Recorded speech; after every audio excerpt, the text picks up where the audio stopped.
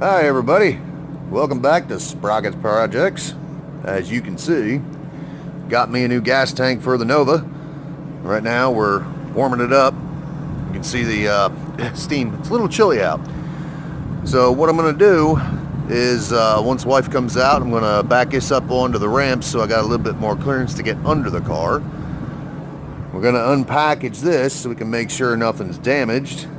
I'm sorry it's going to be another bad lighting day because the sun's out, which I'm not complaining because it feels good.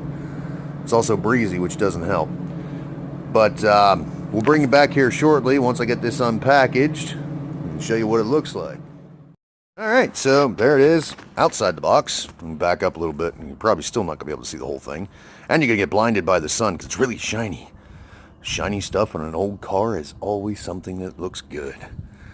But, like all of these that you get, it comes with, you barely see, there it is, new lock ring and seal, which is good because the other one is original to the car. I think the other thing I think I'm going to need to pull off of this is there's a vent line that comes away from everything. Yeah, I believe it's attached to the tank. And this one doesn't seem to have the tabs that it attaches to, so I'll have to figure something out there. But as with anything with the aftermarket, things are always a little bit different. So once I get the old one pulled, which of course is up under there in the dark, once we get that out of there, we're going to go ahead and do some comparing.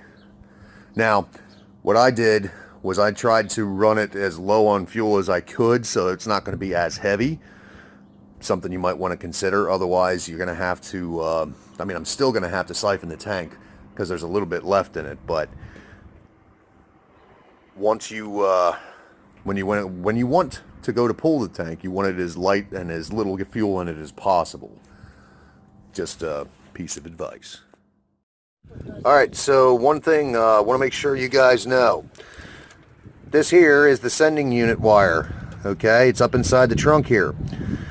Something I didn't do last time when I dropped this tank, and I had to fix it, which I'll show you in a little bit, is I did not unplug this from the actual sending unit, and I ripped the end off of the wire because I forgot about it.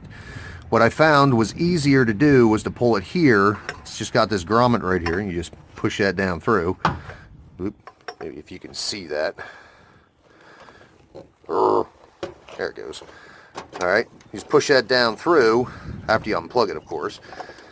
And then when you go to drop the tank, it don't move. So that's one thing I wanted to make sure you were aware of. The other thing is the actual ground. Get down here and show you. Right here, this is the wire, bolts right there. You want to make sure you get these wires disconnected before you go to drop this tank, otherwise it becomes a problem. And of course I think I showed you last time.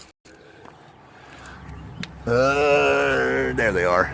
It's kind of hard to see. But these two hoses, you want to make sure you disconnect those. One's your actual feed line, which is going to have fuel in it, so be careful, it will leak. The other is the vent line, not as important, but you still want to make sure you disconnect it from the tank. That way when you go to drop everything, nothing's hanging on. Alright, so here we got the old tank out. Again, sorry about the lighting. Wow, and the focus apparently. Alright, so here's where I have an issue. That tank, as you can see, the vent line only goes to there. Let's see, see my shadow pointing at it. This one, vent line is this one right here. It actually goes all the way over here, loops around, come back around to this side, to the exit. So the only way I can make that one work is to either try and cut this one and put a hose between there to connect it, or just run a rubber line from the end of that one over to where this one would meet. I don't know. Guess we'll figure it out here in a little bit. But yeah, so got the old tank out. Now you want to make sure, wow, bad lighting, you want to make sure you use these things here if you can get them off of the tank. If not, either buy new ones or make something, because these here keep the metal on metal from rubbing itself, getting holes in and making rust. The clips I was talking about right here appear as though they just come off the tank, so I can put those on the new one to hold this stuff in place, or at least at the very minimum, this one over here, yeah, that one, there you go. But yeah, so we got to pull the sending unit out of this thing. I want to take a look at the sock on it, see how bad it is. I already know the sending unit's good, it works good. So I can show you, see my zip tie here? Yeah, I basically had to slit this thing open and remove it because I had yanked this wire right out of this end when I pulled this the last time. So don't do that. Make sure you unplug it, or either from here or like I did up inside the trunk so you can pull the whole wire out. So I'll show you more in a bit. So what we're doing, if you got compressed air, this is the fastest, easiest way to do this. We're siphoning the gas out of the old tank into a can, so that way once we get the new gas tank installed, we'll be able to transfer the gas into it. Now, I didn't have a whole lot, so basically what you're doing is you want to get the end of this down inside your fuel, stuff a rag around something, you want to make sure this is plugged off. I plugged off the vent line, well, my wife did, but either way, so that way the only outlet the fuel has is to go through the hose when you pressurize the tank. Now, there's not a whole lot left in here, but I don't know if you can hear that or not. That's fuel coming out, but it's also getting a bunch of air. When you stop hearing it gurgle like that, that means you're just getting air, and you want to try and reposition the hose to try and get as much out of here as you can, because this tank, for all intents and purposes, is junk, but I can't scrap it if it at all smells like fuel. So then we'll have to let it sit and air out. So, yeah, like I said, compressed air is the best way to do this. If you don't have compressed air, you can do it by the old-fashioned way with your mouth, but I don't recommend it because gas tastes terrible. Show you more in a bit. Okay, so got as much gas out of the tank as we can, which, wow, I'm amazed. It's maybe a gallon. So good thing I was already home. So what I did was, like I was saying about, I wasn't sure what I was going to do with this, because you can see on that one that it stops right basically here. So I'm going to end up using this end of it, because there's a little clamp, like I was telling you about, those clips come off the tank. That'll hold it on this side, and on this end I'm just going to put a piece of hose from the new one over to here, but I want to cut it further over here like this so that when I put the hose in there it doesn't kink and close up, because that's the vent that comes from the front of the car, basically part of the emissions system. So just using my pipe cutter, cutting it off right here, and then I'm going to clean it up, blow it out, make sure there's nothing inside of it. I'm cleaning up the outside of this one, and over there on my sending unit, I'm going to clean that up and shoot some paint on it to keep it from going any further on rust. Show you more in a bit. Okay, so here's where we are so far. This area, right there, that's where the pad goes for the top, and then this one here, I've got them cleaned up, brake clean, wiped down, so they're ready. I'm going to put a little bit of RTV just to keep them in place long enough for me to get the tank up in there. I was able to get them off of the old one. You see them right there next to my little shop vac. I got to clean them up a little bit, so they're ready to go on there. Where is... Oh, right here. We'll show you. The wife here got this set up for me. So what we did was we cleaned up the vent line with some sandpaper and everything like that, just to, get most of the rust off of it. And then we shot it with some clear coat just to try and keep it sealed. And there, like I was saying, little piece of hose, keep, just, like I said, it's only the vent line, so that one's not nearly as important. But now we can hook it up to the factory location. If you end up getting one of these tanks for yours, you might have the same problem, so just be ready for it. Also, we'll go into here, into the dark, and show you. Also did the sending unit, cleaned up the line, clear coated it, or letting it dry right now. Now, the fuel sock here, I cleaned that as best I could. I guess from the factory it's black because it did not change color whatsoever. Either that or it's just so stained it's not going to change color. But I ran it inside and out with brake clean to make sure that thing was good and clean. Now what I also did was kind of an oops, but anytime I have a sending unit out, I try to do this. It's kind of hard to see, especially with this lighting. Oh, the light's on, no wonder. You can't hardly see it, but right here, basically I had to drill a very small hole because there's a little tab here that folds over the lip and holds this piece in place, this piece right here. Of course, this is what actually tells your gauge how much fuel's in it. Inside of here is because this pivot point, and then there's a little armature inside there that rubs up and down and creates more or less resistance to tell your gauge how much fuel you have. What I usually do is go in there. It's kind of a spring-loaded piece. I'll put just a tiny bit more tension on it.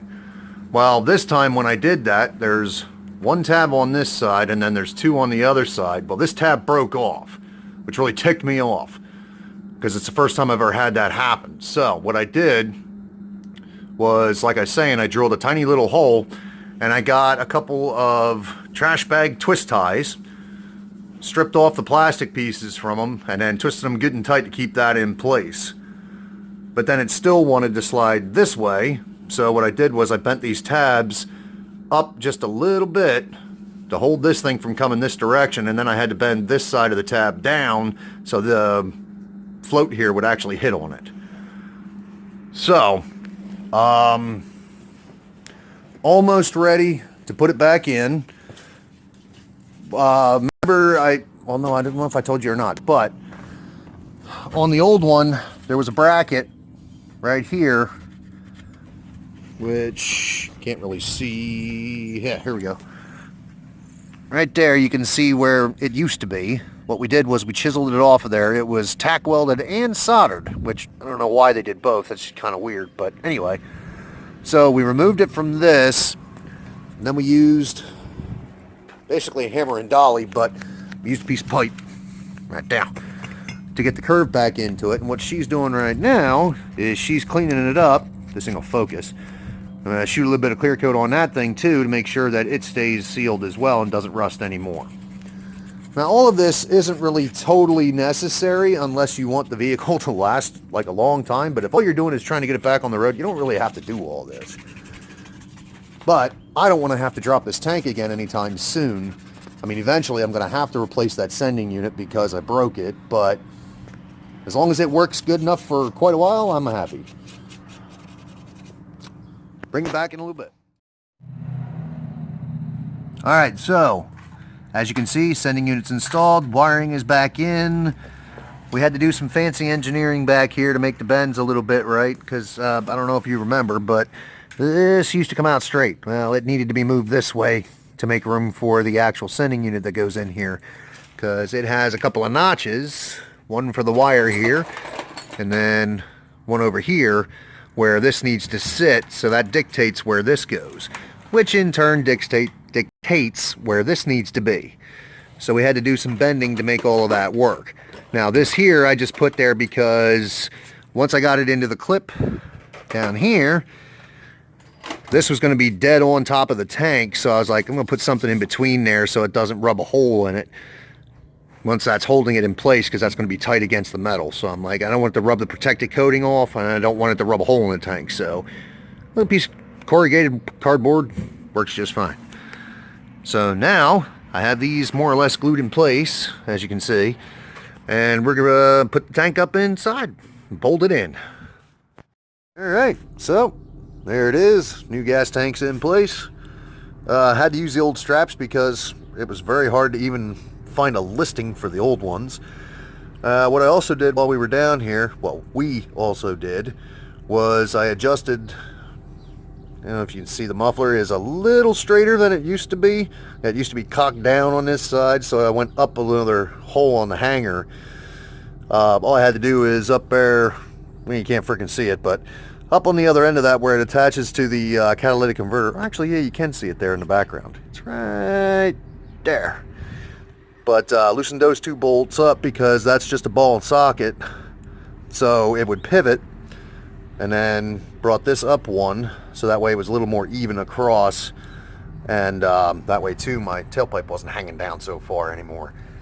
So yep, that's tank installation all done, nice and snug up in there. And I already put the gas in it that we had. I'm gonna have to go get some gas before I attempt to drive this thing anywhere, because I only got about a gallon. I mean, granted, this thing would go, but I don't want to risk that. But at any rate, that's it for now. Have a good one.